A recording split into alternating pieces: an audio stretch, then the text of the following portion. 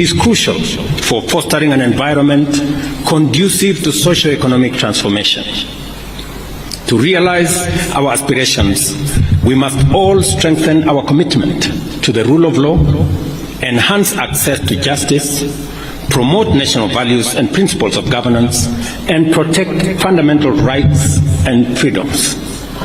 Enforcing zero tolerance to corruption is essential for the attainment of all these goals. To achieve this, the government is committed to further strengthen our anti-corruption institutional framework. In this regard, the enhanced implementation of the National Ethics and Anti-Corruption Policy, Sessional Paper Number 2 of 2018, is critical. Our aim is to significantly reduce the severity of corruption and the prevalence of unethical practices by providing a comprehensive framework to promote integrity and combat corruption in a sustainable manner. And that is why I believe in building the institutional capacity of EACC to forestall corruption before it happens and to deal with the challenges of corruption in a manner that is a whole of institution approach. I acknowledge the notable milestones achieved by the EACC in the fight against corruption, particularly through the recovery of corruptly acquired assets and unexplained wealth.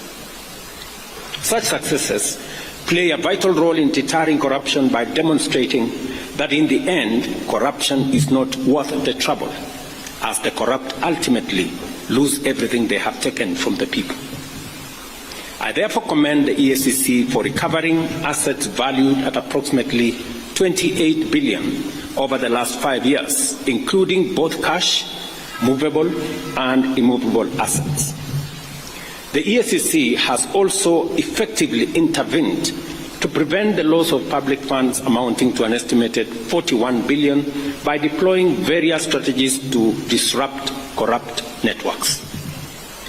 Additionally, I am encouraged that the EACC is pursuing the forfeiture of unexplained wealth valued at Kenya shillings 59 billion through ongoing court proceedings against individuals whose assets and interests significantly exceed their non-legitimate sources of income. And I want to encourage EACC to expedite and also ask the judiciary to expedite these processes so that public resources and public assets can be recovered. As we witness the handover of public assets recovered by the EACC on behalf of various public institutions, I urge the beneficiaries to establish robust mechanisms to protect these assets and prevent further illegal acquisition.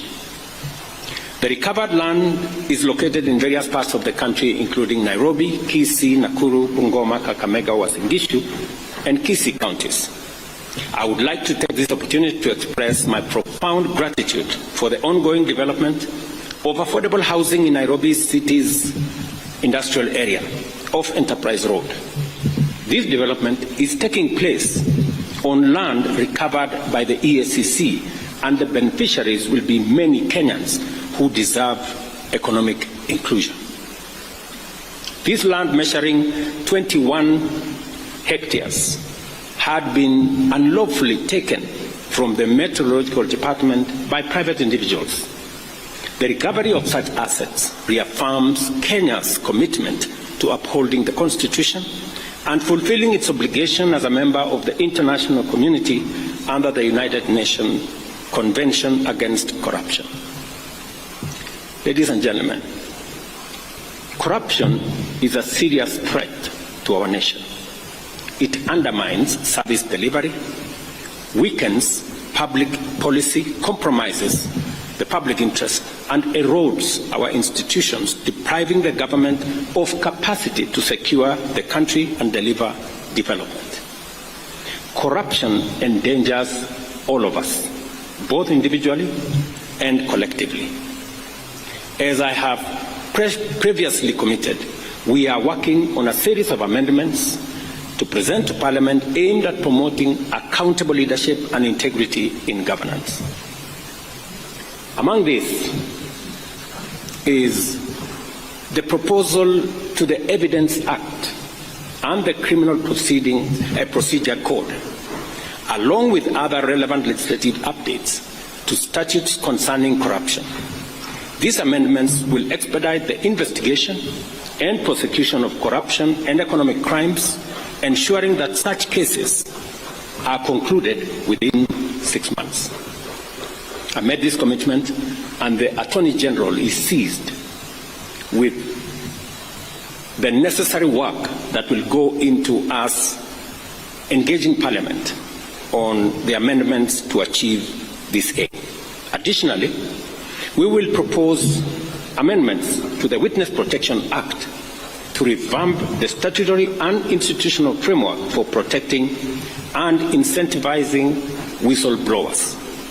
These changes will enhance witness protection and make it easier and safer for citizens to report corruption and other criminal activities. We will also be proposing amendments to the Public Finance Management Act and the Public Procurement and Disposal Act. The goal here is to overhaul the institutional and operational framework of public procurement, which is the biggest challenge that we have. In fact, it's correct to say this is where the devil actually lives, which has been identified as a key area of corruption, conflict of interest, and abuse of office in the public sector. These amendments aim to deploy digital infrastructure to create an open, transparent public procurement platform, allowing real-time, end-to-end public visibility of the entire process from advertisement to contract award. Number 4, I have engaged with parliamentary leadership and urged Parliament to swiftly pass the Conflict of Interest Bill. I am told there is a mediation process that is going on in Parliament, but I have told them with clarity that I will veto any bill that does not establish a high standard of accountability, integrity, and anti-corruption measures, and I will fully exercise my powers under Article 115 of the Constitution to ensure that the bill meets the rigorous standards set out in the original draft bill. Because some amendments have been introduced to water down what the original bill envisaged. We must do everything within our power to end corruption in every organization, at every level of government, and across all regions of our republic. To this end, everyone entrusted with public authority must be held to high standards of transparency and accountability. Parliament and all stakeholders must work together to strengthen the anti-corruption legal framework, ensuring the swift resolution of corruption cases.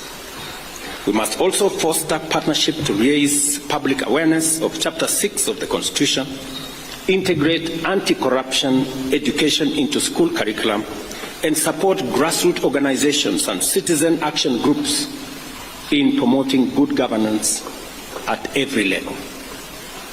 I commend the EACC for its dedication in the fight against corruption, and I want to confirm to both the Chair, the Commission, and the CEO that they have my government's full support, and we commend you for what you have achieved. We know there are challenges, budgetary challenges, but the one item that I insisted that should not face the budget cuts that we were going through is the EACC, because I know the importance and relevance of what you do in safeguarding public assets and public property.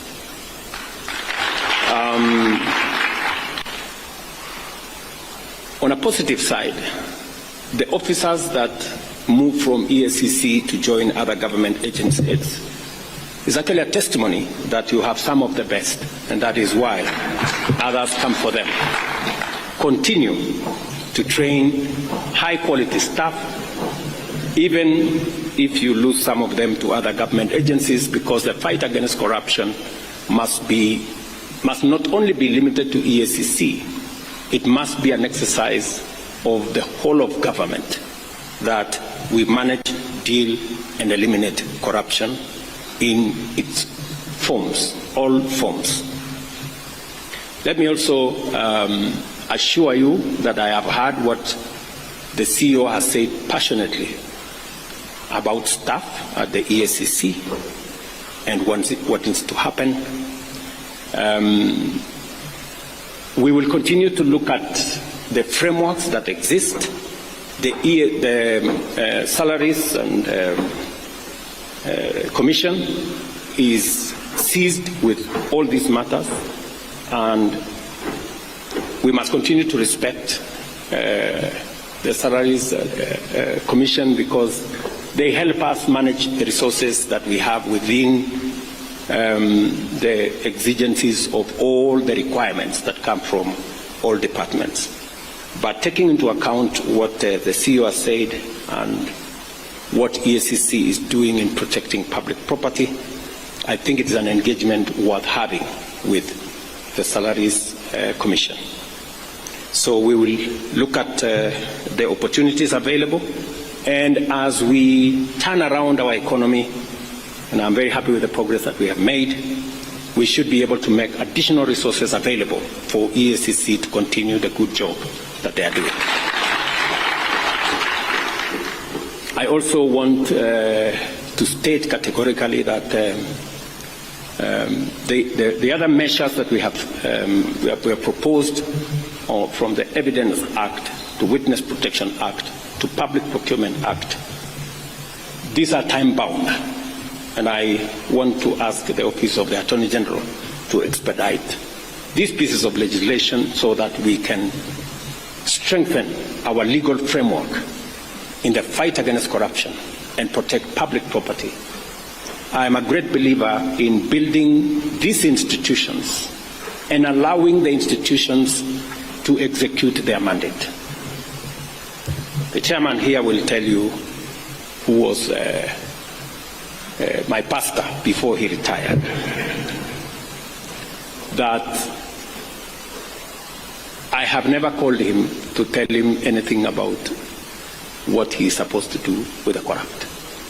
Because I am a great believer that institutions should deal with their issues and manage the mandate that they have, and deal with any matter, anybody, every person in the manner in which the law provides. Because at the bottom of the line is that we are a country of the rule of law, and each and every one of us must subject themselves to the rule of law.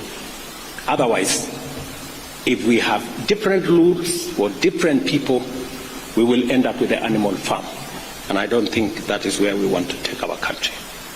And so my ask also of our judiciary is to expedite the corruption cases, and indeed every other matter in court, in a manner that gives the country the opportunity to move forward, to make decisions, to recover what we can recover, and to allow the country to move forward.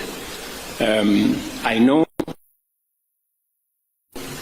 indicated to me the budgetary challenges that they have, and I think it's the case with all our other institutions, and it is a bigger statement as to what we need to do as Kenyans on how to make sure that we use the resources we have in a very prudent manner, and we also find ways and means of ensuring that we have sufficient resources and we account for them.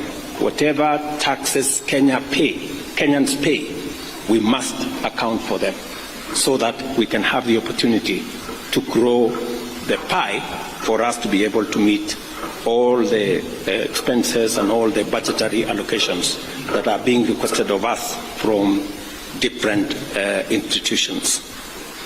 I also wish to say that we should have a whole of government approach when we are discussing resources. And we must all be alive to the fact that resources are raised. And so we must all contribute to making sure that we have the requisite resources to be able to meet all the needs and the requirements of all the institutions that support our governance structure and provide the resources for the development of our country. I am very confident that working together between the judiciary, the legislature, and the executive, as we have undertaken, we should be able to move the country pretty fast into the next level. So again, I commend EACC, and I want to assure them that we will continue to undertake necessary reforms to strengthen oversight institutions and improve service delivery to all the people of Kenya. And I'm asking all arms of government to work together in concert to make sure that we not only raise the resources that are necessary for us to run the affairs of our nation, but resources raised must also be protected by all of us, making sure that we account for every tax that is paid for by the people of Kenya, and those who corruptly acquire them are made to pay, and assets and properties and resources recovered in the manner in which EACC have done. So thank you very much. My very best wishes. And again to EACC, congratulations.